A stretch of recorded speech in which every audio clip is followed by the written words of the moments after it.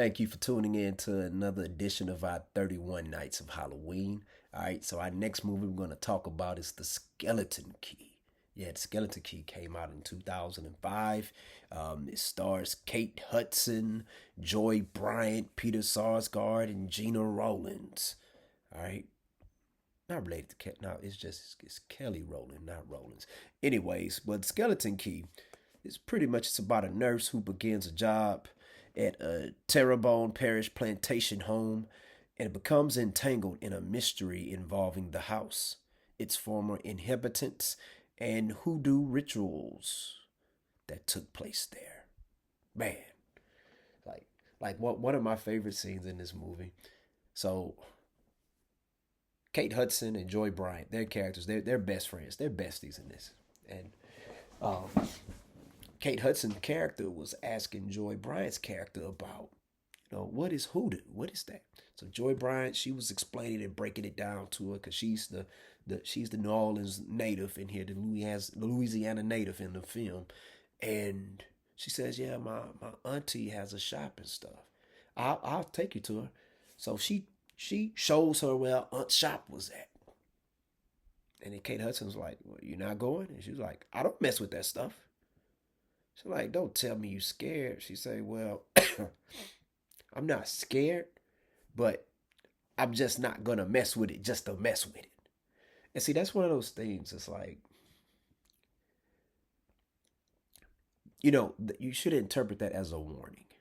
Okay, if your own homie, if your own bestie, your own BFF is saying they not gonna mess with it, you don't need to be messing with it.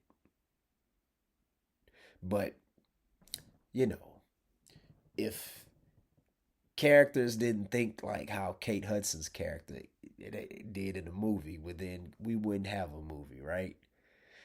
Might have a little short episode, but wouldn't that be something on a movie? It's like the person says, "Yeah, I'm not gonna go mess with that either." You right, and so that's the end of the movie, you know, or they could go on to the next story or something.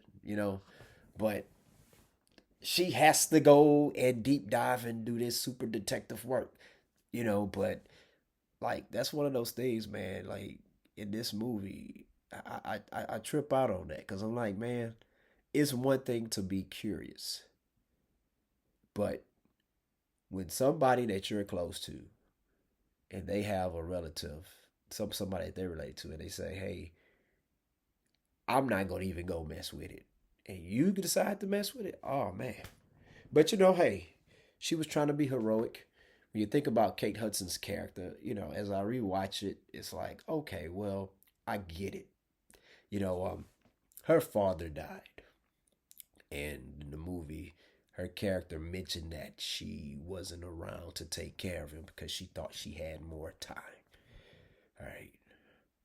My father died around the time this movie came. What day did this movie come out? It came out 2005. Okay, my father died not too long ago after this movie came out. The movie came out in what, July or August? In August. Okay, and my father died in November of 24 of November of 2005. I'm going to say 2025. We haven't even got there yet. And like I understand that. You feel like there's more time. Now, I helped take care of my father before he died, but her character, I can see why she feels like she has to go do this because she was trying to save the dude, the husband, the older guy, the elderly dude in the movie from his wife. But man, and that's you gotta have courage, and I'm pretty sure she didn't think it was gonna go that way the way it happened, and but it's just sad because you look at this movie, the Papa Justify and Mama Cecile, man, like they really been doing a number on folks, man. They really have, man, because like the whole twist with this ending, like transferring souls and all of that, it's like whoa. But the thing about it is you gotta believe that stuff. When you don't believe it, it doesn't really work. One of my favorite lines was when after what's her name, Mama Cecile inherit Kate Hudson's body. She looked at her husband and said, "Hey, I thought I told you to give me a black one because they're black." And he says, "Hey, the black folks, they don't stay too long." That's the truth. That's the truth, man. Because that right there, it's like it's one thing to try to save somebody, but when you realize that there's like evil spirits going on that you just can't protect yourself from, and they try to get you, you got to remove yourself from that situation. You know, I mean, you got to be in touch with the Lord, man. You know what I'm saying? Because it's like those evil spirits, man, they're waiting to get you. Okay, they are waiting to get you, and you got to be careful where you're at.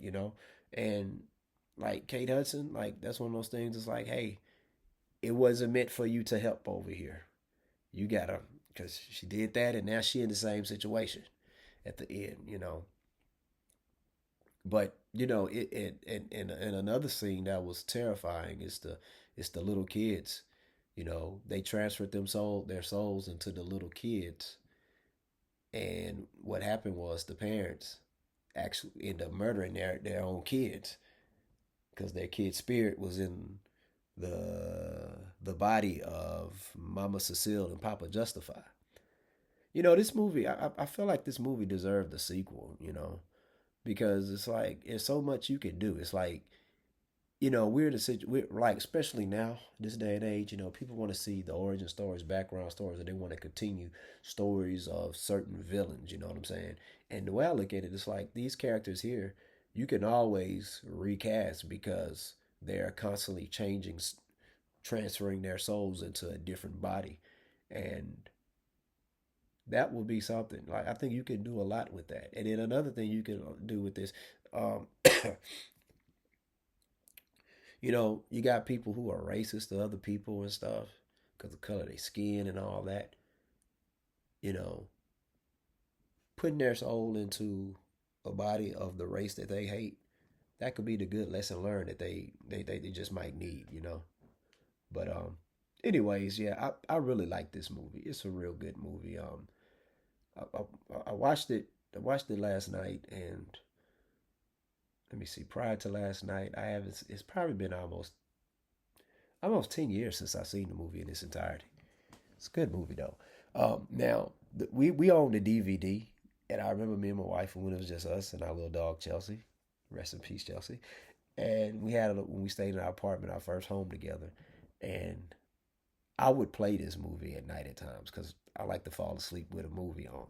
And well, what happened was is that you know how you fall asleep and then it's like the TV is on, you can't find your remote, you just let the TV play.